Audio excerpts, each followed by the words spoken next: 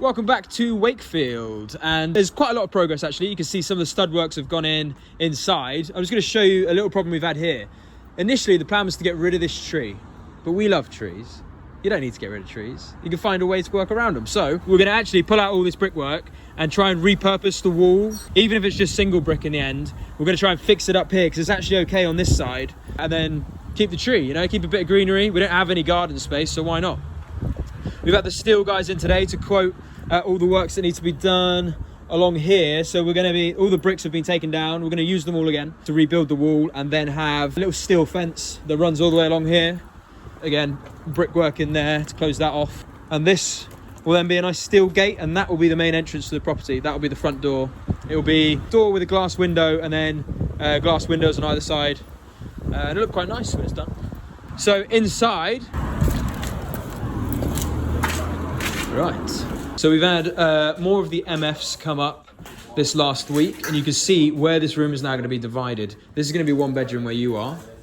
And then you can see the ensuite for this room. This will be the corner ensuite. There's a few little nuances we have to figure out as we go along, but roughly that'll be the corner ensuite. This is the size of the double room. It's going to be really good size. And here's all the plasterboards. They'll still need to go in. I'm going to take you around a different way today. Go through here. You can see we've now fitted the MFs for this hallway. So this will essentially be the hallway from the upstairs bedrooms, and then they'll come to the front door here and kitchen that side.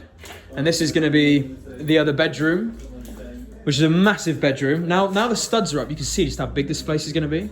And then back here, you can see how big this ensuite is going to be as well. So we're thinking of making this the dual occupant room because the ensuite is going to be so big. The bedrooms may be bigger on the other side, but the ensuite here will accommodate two people nicely, and the bedroom's still large. Is that wall coming down? Yeah, this wall will come down. This whole ensuite will get pulled out, but for now it's the on-site utility, so we leave it so men can shit. Yeah, just have a little look in here. You see where the kitchen's going to go.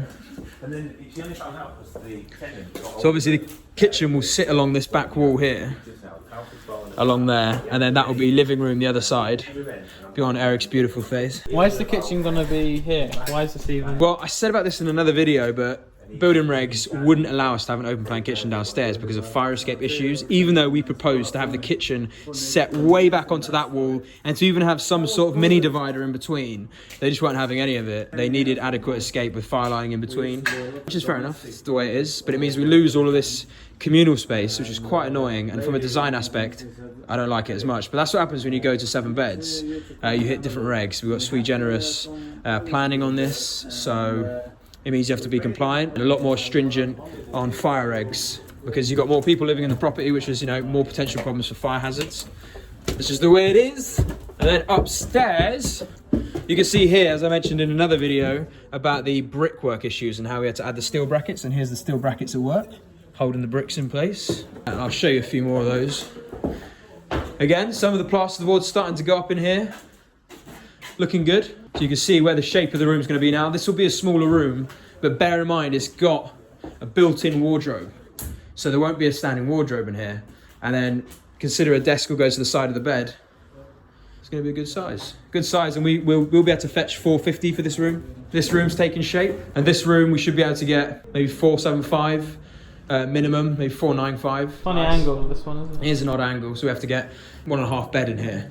So a slightly smaller double. You can see where all the electrics are starting to come in. Smoke alarms in every room. And then these en-suites will be great as well. I've explained before about the shower trays, but they're going to be nice and big in here.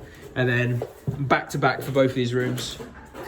And then this room, you can really see the shape of it as the plasterboards have gone up. Bed in this corner. It's going to be really good size bedroom. This sort of room will get 495, no problem really. And the ones downstairs should get 500, possibly even 520. And then the dual occupant room might get 600. So the rents on this are going to be well above what we conservatively estimated. And this is another really good sized room. This will probably fetch 500 as well. The ensuite, where you remember I explained that we had to pull the wall out a tiny little bit to give that extra space. You can now see just how much space that actually adds, because this was about 4 inches this way.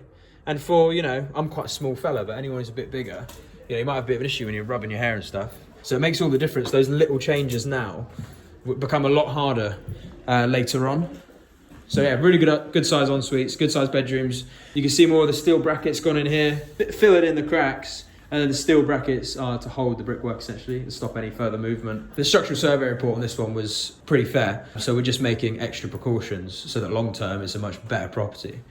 And that's it for this one so far. Again, we are still going through the phase of getting the structural layout sorted, so there's not a great deal more to show you until I reckon 2 weeks time, when we start to get more of the fixtures in here. Then you'll start to really see the shape. So if we do some quick maths, we'll do on average about 500 a room here. So 500 times 7, about 3.5 grand gross. This will do a month. Assume half of that goes on bills and mortgage. We should be looking at tidy 1,500 quid, maybe 1,750 net cash flow on this, which would be great. Really good. So subscribe if you like this kind of content. I've just broken something. Eric, I'm sorry. Yeah, if you like this kind of content, then make sure you subscribe. Let me know what you think. Follow the journey. We post videos every single week on different site updates and where we are. And I hope it's helpful to some of you out there. And subscribe. Do it. Right, who are those two men downstairs? Don't know, let's kick them out. Alright, boys.